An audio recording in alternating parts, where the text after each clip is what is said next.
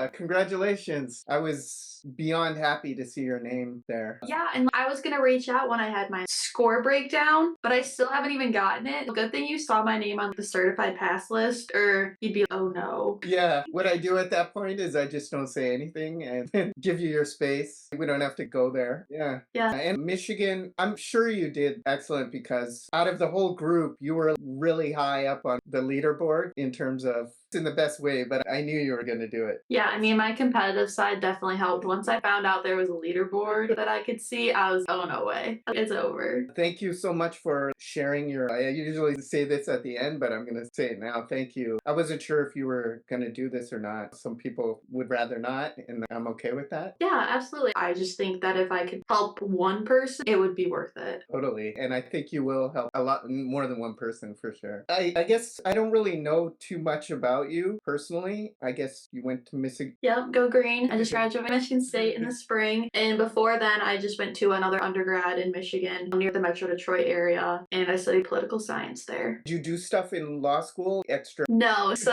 I definitely was fortunate enough that I met a lot of friends just within my classes, not outside in student bar association, different clubs that. And I was really focused more on surviving. That to me was just relying on friends socially and getting out of the law school when I could and just building an environment outside of it that I could have positive interactions with other people that didn't necessarily have to revolve around law school. And I didn't become a traditional practicing attorney, and that's not what I wanted for myself. So a lot of the clubs that they did offer weren't really targeted towards people me that wanted to go more like a JD Advantage route and a compliance route. So I was just fortunate enough to hang out with people, friends that I made in law school, and not so much like in SBA and other things like that. No moot court. I was just on surviving. I actually remember you saying that you wanted to do the bar exam, get it done, and you didn't say much that you actually wanted to. You were alluding to it right now, Jade. Yeah. Could you tell us a little more about that? Yeah, so after my first year and prior to even going to law school, all I ever did was work in an ice cream shop and a law firm. So those are the only things I ever knew. I never worked retail. I never looked at the business side of things. It was just always law school for me. That was always my plan. And after my first year, I don't really want to do this anymore. And that summer, I actually picked up an internship doing a completely unrelated field. I was actually working on the business side of things, exploring maybe if I went to business route, project management, things of that nature. And I was, let's just see if that's something that interests me, because I said all I've ever known was ice cream and law. So I went and did that, and I actually met an amazing mentor who is the chief compliance officer of the company that I'm working for. And she was, you're gonna stick it out, you're gonna do great, you're already a year done, just stick it out. And she's, the first year's over, that's notoriously the hardest year, just stick it out, you can do it, I believe in you. And I was just like, you know what, good point. And it really helped, and I don't think that I would have felt the same way if I wasn't blessed with the scholarship that I had. I was super lucky in that regard that I had a great scholarship and I wasn't going into just loads and loads and loads of debt. So that helped make my decision to just stick it out in law school. But I just started learning about the opportunities that were outside of just being a practicing attorney that I could do. So that's the route that I went. I'm working in compliance now. I really get. And when the bar exam came around, I knew that I didn't necessarily need to pass, but I was, after 3 years, I'm gonna do what I just did. I'm gonna stick it out. I just learned all this material. This is a time that I'm gonna pass if I'm gonna pass. I went into it and I was just, if I pass, that's awesome. If I don't, it's gonna feel like the end of the world. That's when, especially talking to you too, you said the same thing. You were, let's just hunker down this summer and you're gonna pass and then you're never gonna have to worry about it again. And I was, okay, fine. So then that's just what we did. And I think having some of that pressure off of me helped, because I was telling myself too, if I don't pass, it's not the end of the world. And it's not, that's how everyone should feel. But really, when you ask yourself why so many times, you're gonna realize that something's not the end of the world. That's very interesting, because sometimes I think about, you do need a little bit of pressure because it's such a difficult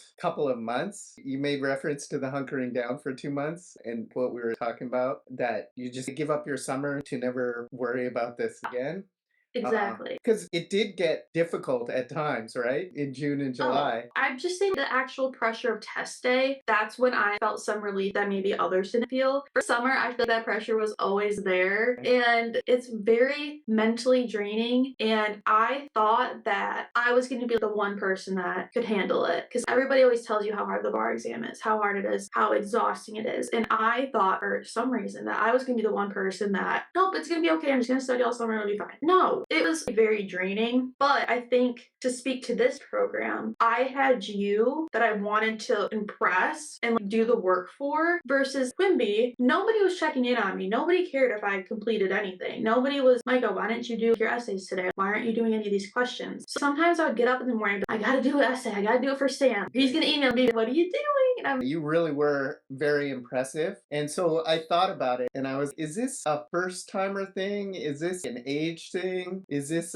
never been traumatized by the bar exam before? I was trying to figure that out. And I guess I'm still going to think about it going into the future because you are one of the few first timers I've worked with. There's one actually for New York. I'm pretty sure she passed as well. But anyways, yeah, I'll be in thought of that. If you wanted to say something to that. Yeah, I don't really know, I guess. I think that a big blessing that I had was I know a lot of people taking the bar have kids, they're working during it, things of that nature. My only responsibility was my 2 dogs, and sometimes I felt like that was a lot, and just getting myself through it. I studied a little bit in May, and then maybe a little bit in June. And when I was working in May and June, I can't do this anymore. And so I was lucky enough to be, okay, I gotta start my study leave early, and my boss was awesome about it. But again, it goes back to what I was saying. I thought the bar exam wasn't going to crush me and I was just going to be fine. I could work here and there and all this and that. And no, you can't. Obviously, people can make it work and I applaud those people for sure. But just for me personally, I just got to give this my all. And I don't want to think about, oh, what if I wasn't working? I would easily just blame work if I held it been, oh, it's because you were working. But if you didn't work, you would have passed. So I was lucky enough to step away from that. I think that's why I was able to complete a lot of things because I have little responsibility compared to a lot of people, I'm sure. And I know a lot of people that work hard all summer and still they fail. It just happens. So I was fortunate enough that I didn't have that weighing on me that I was, let's go, let's just get it the first time. So let me retrace back a little bit. You graduate in May, usual May time. And then how did you get with that first bar prep program? So I signed up for Quimby, oh gosh, probably even a year before I graduated, just because I got a really good deal sent to me. I was super comfortable with using it in law school and I used it all the time just for studying for other classes, learning about material in other classes, and I really liked it. And I knew I wasn't going to do well with the super traditional ones, Barbary and Themis. They have those long videos, the lecture style, and I was like, Quimby cartoons and they're 10 minutes long. So that's how I initially went into it, just a great price. I was comfortable with it and I was like, cartoons. Yeah, that sounds pretty sweet to me. I think even before I started my 3rd year, I bought it. Oh, wow. Okay. Yeah, just a really good deal they sent to me. So I just jumped on it. So you start using it in May and you reach out to me in May. What made you, I think to jog your memory a little bit, you said something along the lines of, it's just not doing it for me. Yeah, I just knew very quickly. We graduated in the middle of May, and I think a lot of people's prep programs started towards the end of May, and I couldn't get into it. I tried opening it up, I tried watching the videos, and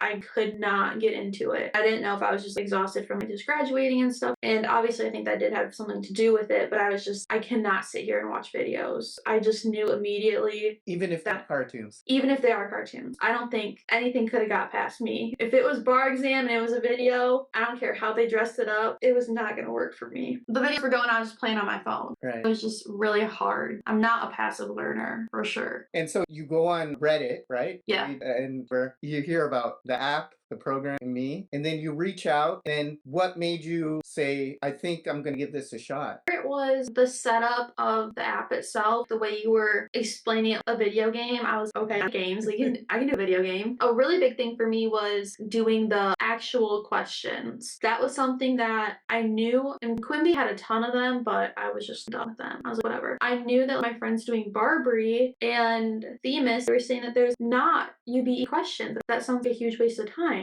And even after all the Quimby videos, every single 5 to 10 minute cartoon, they had 5 Quimby questions. And they weren't MBE questions, they were Quimby ones. So the biggest thing that I was looking for with somebody was, I just want questions. Right. I just want to practice, because Reddit, aka the Bible, was you need to practice, and that's what I'm looking for. Okay, thank you for explaining that. How did you manage stress during preparation? I remember you took off a weekend, right? I moved. Okay. Don't recommend moving during bar prep when I'm. Okay. That was stressful, I'm sure. Yeah, I mean, that thing itself is just obviously never fun. I feel like anybody can attest to that. But having the bar exam in the back of my head and being, oh my God, you're not studying right now. Right. And so that just made it worse. And you're just stressed about not studying and stressed about not getting moved in fast enough. But besides the whole bar prep period, that was just the one weekend? I definitely took time for myself for sure. And I think that the way I was able to do that was I always felt my time was so efficiently spent when I was studying. I had friends who were doing the big bar prep classes that were just, I didn't learn anything today. Today I just couldn't absorb the material. The lecture was just really bad. Just different kinds of things. They were just, today just wasn't it. But they still spent 8 hours in front of their computer, basically doing nothing because they weren't absorbing any of it. And I just remember a couple of my friends just feeling defeated by some of the days that they spent. When I studied, I always felt my time was efficiently spent, and I always walked away from it knowing that I gained something out of it. I never left feeling frustrated. I mean, maybe frustrated with my performance, but not frustrated with what I was learning and what was going on. And that's something that I told my friends, hey, I'm doing different things. I'm doing outside this big box thing, and it's really helpful. But obviously, they just spent thousands of dollars on this other prep. They didn't want to jump course. They didn't want to do any of that, which fair enough. I got a really good deal on these, so I was a lot more open to exploring other options. But I just remember that they were feeling stressed by those hard days that they had, where they felt they just didn't learn anything, where they didn't soak anything in. And I just felt I had a lot less of those days. I got to walk away from my study sessions feeling successful. And even if I did horrible my questions that day, I got 2 essays done. I got so many questions done. Even if I didn't do very well, I still did a ton of questions and I still did learn. So the one thing I wanted to say was when people tell me about what they're doing with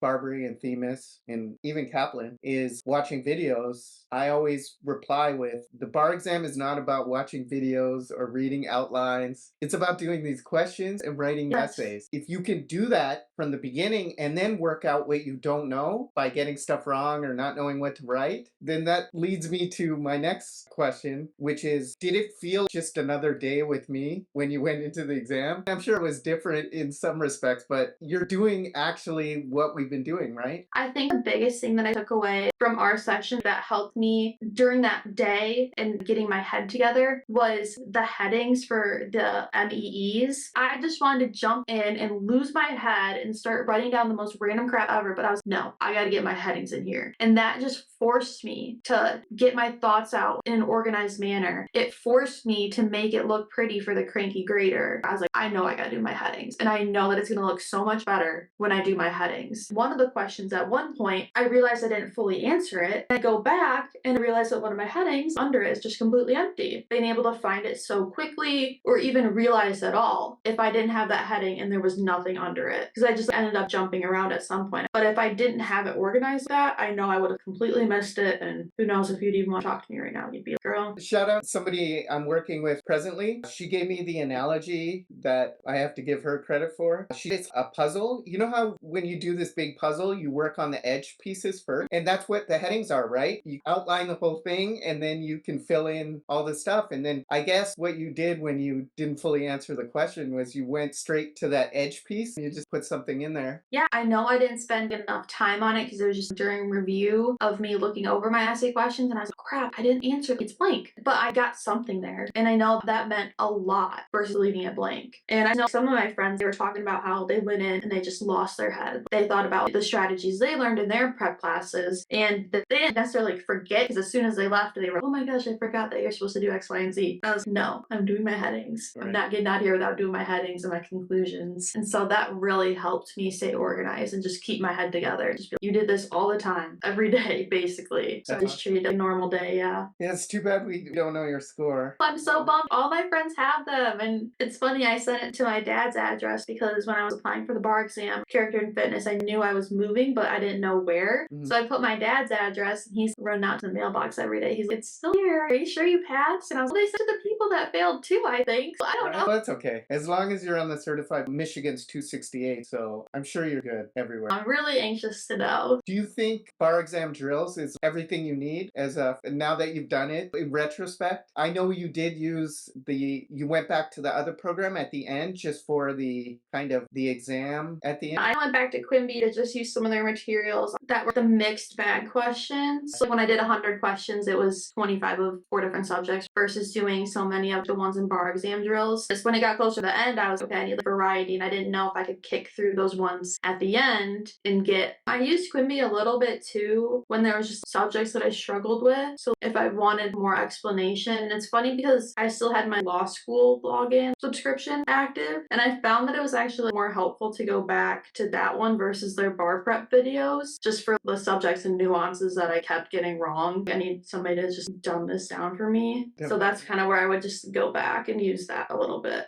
Cartoon it out for you? Yeah, exactly. Just made a cartoon out for me. I need the closed captions too, so I just have to read it or else I'm gonna not pay attention. There was a story I still tell to this day about how we had a Zoom session about an essay or an MPT or something, and I forgot to share the screen. And I look at you, every time I look at the camera, you're looking somewhere else. And I'm I what's was going looking on? at my screen feed. Yes. And I forgot to share the screen, but because we're working in Google Docs, you were following along that way. But I was thinking, what is going on? She is just not into this at all. And it was for the whole session. And then You're like, at the end of the damn. session, oh my God, I'm not sharing the screen. Anyways, I still tell that, like I just told like a couple days ago, because now I'm always making sure, can you see my screen? And then I have to tell that story because why is this guy so obsessed with me seeing the screen? One time, he didn't share it, and he thought I was ignoring him the whole time. So you passed, and Kevin in Hawaii passed. He always lets me, I'm not actually from Hawaii, so I say Kevin in Hawaii. You remember Kevin on the leaderboard? And then there was 2 cats that used to interfere with Kevin's on the leaderboard, and one of the cats passed. The other cat is in DC, so hoping for good things for that other cat. Everything's really good this bar cycle. I was about to say, it sounds like you're having a lot of success right now. Yeah, life is good, and it's that much better that you passed, Micah. It still makes me really happy. Yeah, thank you so much. You were really impressive. Every night, every day, I'd see something from you, either writing something or an essay.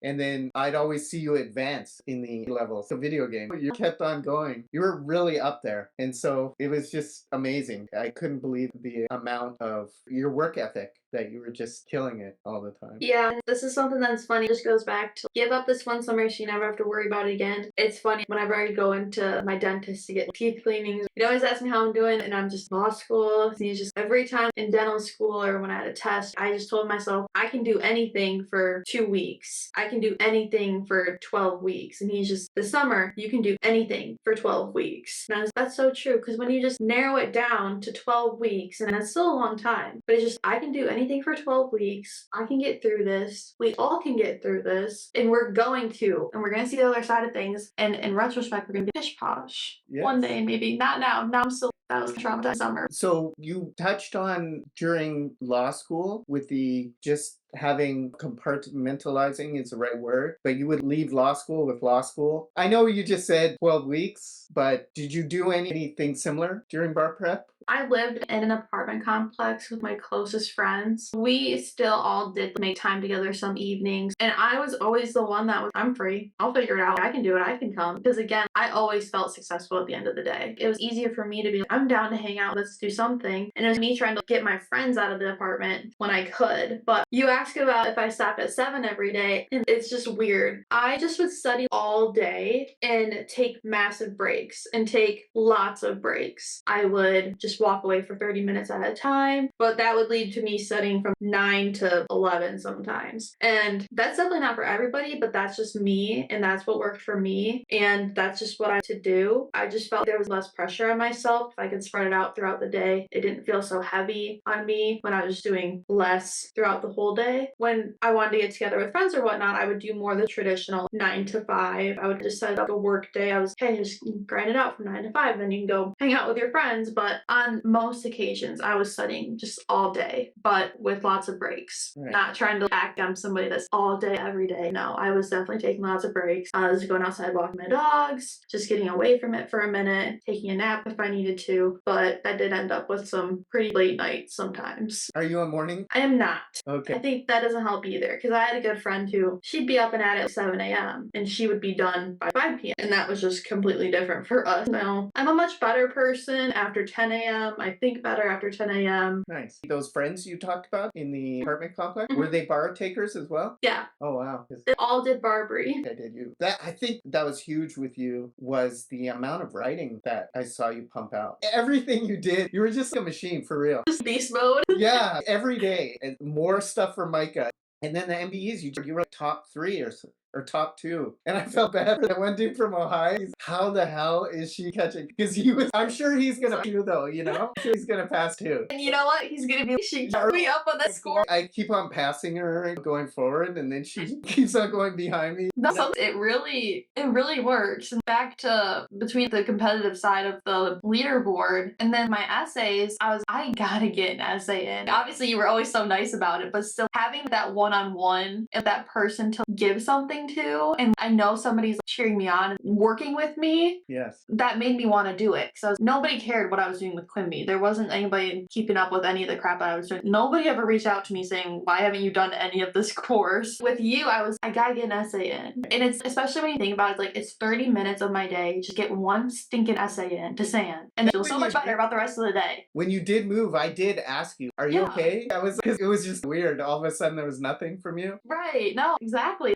I just knew that somebody cared what I was doing. So it made me care even more. Okay. Yeah. So I don't mind looking at people's essays. I could look at it right away and I know sometimes when you were on there, I'd get off skiing. Yeah, I'd be like, here.